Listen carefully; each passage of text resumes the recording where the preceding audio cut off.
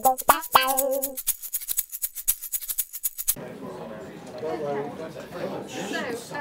to just start by telling us, how you're finding Comic-Con so far? Is this the first time you've been here? I did the London Comic Con last year in October, I think it was. And yeah, it's very similar. It's amazing to me. I mean, I love all this stuff anyway. I'm really into sci-fi, fantasy, and superhero stuff anyway. So I mean, this touches the geek inside of me. And it's amazing to see the dedication and passion that people have for the various different genres that make up the stuff that goes into it. So I mean, it's a real playground to wander around and see everybody dressed up and doing all that stuff. And then on the other side of it, to meet fans who are so incredibly passionate about the show, it's just really humbling to meet people who know more about your character and know more about the show than you do, and it actually means something. Because whatever we're shooting, like for Sleepy Hollow, for example, we're over in Wilmington and we're shooting that, and you're on sound stages and you're doing the best you can, but you've no idea the connection that it has outside of that, apart from Twitter and social media. So to actually meet some people who just really appreciate and respect the work that you're doing, it means a lot to them. It's just incredibly humbling. I love it. So maybe in case everybody hasn't seen it yet, do you want to introduce your character a little bit? The character I play in Sleepy Hollow is a guy called Abraham Van Brunt, and he was a bit of a dandy in his day, a rich aristocrat who was involved in Washington's war effort, and he befriended Ichabod Crane, brought Ichabod Crane over from England, got him involved with Washington, and then Ichabod Crane repaid him by stealing his fiancée and having him killed and turned into the Horseman of Death. So my character is kind of the backstory for who the Headless Horseman is. And your character has a lot of interesting developments as the series progressed. Yeah. How much did you know about where things would go when you first got on board? I didn't know anything when I first came. When I first came on board, I was just asked to do this one episode, which was the backstory of who the Headless Horseman was, and it was just a few short scenes, just giving an idea of who he was back in the day before we now see this old stumpy juggernaut of death as the Headless Horseman. And then they called me up in February last year and said that they'd figured out a way to bring him back, and did I want to come back and do the show. And what they've done this year, which I think is fascinating, is by giving a human face to the Headless Horseman, by having Abraham on screen talking about his own fears, excitements, the things that trouble him, his passions and everything else like that. It's humanised what prior to was an inhuman character. And it means that people have connected to Abraham, and as a result becoming conflicted about Abraham, because ostensibly you should hate Abraham because he's the Horseman of Death, he's the main villain, but people start to sympathise with him because they realise that he's not all bad. He never chose to become the Horseman of Death. He never chose to have this curse afflicted upon him, and all he really wanted was to marry his fiancée and live the life that he was living back in the day. And as a result, he's now thrust 200 years in the future, he's got no head, and he's constantly on this cursed quest to kill Ichabod.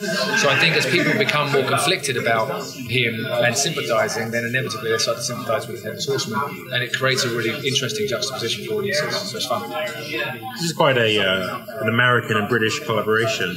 How's that been going on the show? Yeah, good. I mean, it's all American writers, all American producers, but because of the time period, there's a lot of Brits on the show, Brits and Australians, which is great because you've got this historical element to the show, and you want to make sure the historical element is done as accurately as possible within the realms of drama and good TV. So it's great that you've got these Brits on board who have a better understanding of what that sort of colonial period, colonial feel would be like, to give it that weight and authenticity. And it's just fun having a load of Brits around. And there's the football scores. So, within the show,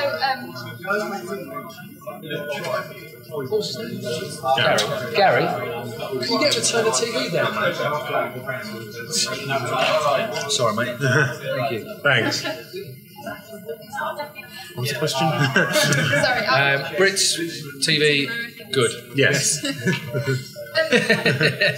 So within the show, there's obviously a lot of interesting kind of mythology. There's all these different baddies and demons and things. apart from your own character, do you have any particular favourite? Yeah, my favourite one was the Pied Piper. When they brought in the Pied Piper character, I loved the way that they wove the old Pied Piper legend and kid story into this crazy Sleepy Hollow world. And the guy that they brought in to play him was phenomenal. This fantastic action stuntman who was just physically phenomenal in the stuff that he was doing in the fight sequences. So I loved that, and that's what the show does brilliantly. They meld real life history with this fantasy element of this great story, and they do it in such a way that feels plausible. So it actually feels like if you take a little leap of faith that this world could actually exist. Where do you see this show going? I've absolutely no idea. I mean, it's they continually pull the rug out from under us and therefore audiences every time you read a script. So you read a script and it'll take a 190 from where you thought it was going to go. And in Britain, you haven't yet caught up on the full second season. I think you're just about to come back. Yeah, you're just about to come back next week, I think. And things really start to get shaken up in the second half of the season. So knowing where they've at the end of season 2. Season 3, I have no idea. It's a complete crapshoot about what could happen. And the one thing I know is that they've got a very, very firm idea about where they want to take the show. They just don't tell any of us. What drew you into the series, and like, did you expect to do this big? I was drawn to the series obviously because I was casting it, and they just called me up and said that I want to do it. Mark Goffman, who's the showrunner, I worked with on a show called White Collar, and he brought me onto that show because they needed a guy who could sword fight, and then they needed a guy who could sword fight on this, so they offered me the part. So I started watching it just to do a little research on what the show was going to be, and ended up falling in love with it. It's just, it kind of ticks all those boxes for me. It's got action, drama, romance. There's amazing creatures. It's spooky. There's horror in there. There's great suspense, thrillers. All of the stuff. It ticks all the boxes for me. So, as a fan, it's kind of everything you want in a drama. And as an actor, it's just a pleasure to be a part of. Is there any particular character or storyline you'd like to see explored or for Abraham, I would love to see this a greater exploration of the divide between him as a man and him as the Horseman of Death. As a man, he wants redemption and he wants to reclaim the life that he had and live as a mortal man with his fiancée, with Katrina. But as Horseman of Death, he obviously wants to burn the world down and wheel around with his axe like a madman. And so it would be fun to see if they could explore a way of dividing the two personas. If instead of them being melded, if they could be two separate entities, if there's a way of separating that, would be really fun to explore. Like schizophrenic. Maybe giving your character more of a chance for redemption. Yeah, I mean, it'd be interesting. I mean, he's always going to be a little bit of a screw up, I think. Just from what he's been through. I think when you've had your head cut off for 200 years and you've been this juggernaut of death, you never get a couple of therapy sessions and probably sort it out. How's the fan reaction been in the UK? Huge. It's been amazing. People have really responded to it. I mean, I think that across the board, I think the show really pleasantly surprised a lot of people. I think that when you hear that Hollywood are doing a remake of something and they're setting it contemporary, there's always a collective groan that goes over if they're going to mess it up and it's going to be cliche and everything else like that.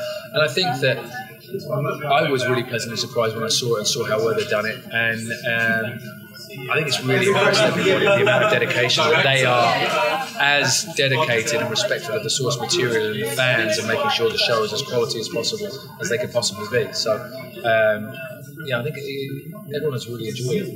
Did you yourself find a kind of new appreciation for the American Revolution War? I did, in the simple fact that these jackets that I would have to wear are flipping heavy. They're these old, thick woolen jackets, and they're itchy as hell. And I mean, me wearing them, and they're stinking. We were in Wilmington, and it was 42 degrees one day with 100% humidity.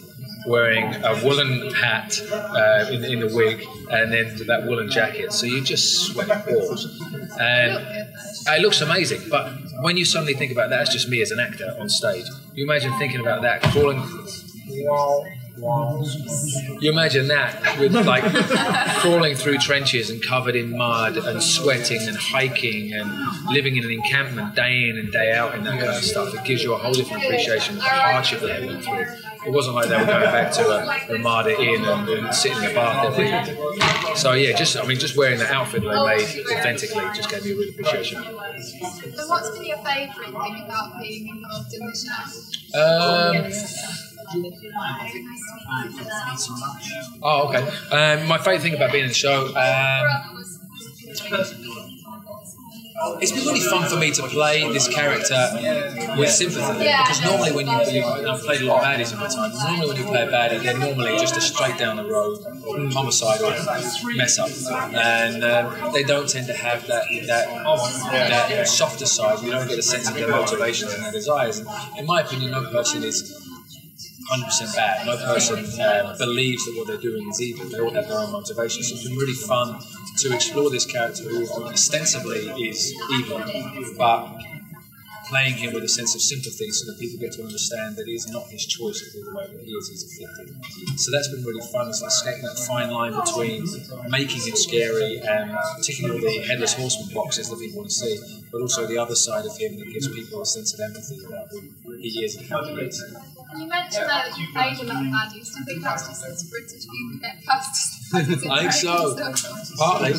Yeah, I think so. It's, I don't. There's either that or something about this face that just screams undead. Was it quite different from playing Mr. Slate in Hunter's Honest? Yeah, look. I mean, there's been some really big fight scenes in this. So ostensibly, it's the same. It's just instead of having a fight with James Bond, it's having a fight with Ichabod Crane. Yeah. So yeah, the nuts and bolts of it are the same. How difficult are the action scenes? I used to be a boxer, so I love that sort of stuff. So I love doing all the fight stuff. But it's always a dance. I mean, you're learning your dance moves, and you're only as good as your dance partner. And the great thing about Tom in this is that he moves incredibly well, and he's got incredible memory for the fight sequences. So fighting with him just means that it elevates the quality of the fight sequence to another level. Do you know if you're filming the third season in Wilmington again, or I don't think it'll be in Wilmington only because Wilmington just lost their tax breaks. Yeah, that's right. So I got a funny feeling it might be Atlanta, but I have no idea. You're battling zombies at the same time. Yeah, exactly. Yes, Sleepy Hollow is The Walking Dead. Yeah. You have to wrap up. Is there any kind of last questions? Do you think that Abraham's never going to get what he wants from Katrina? Knowing where the season 2 goes, my answer is no.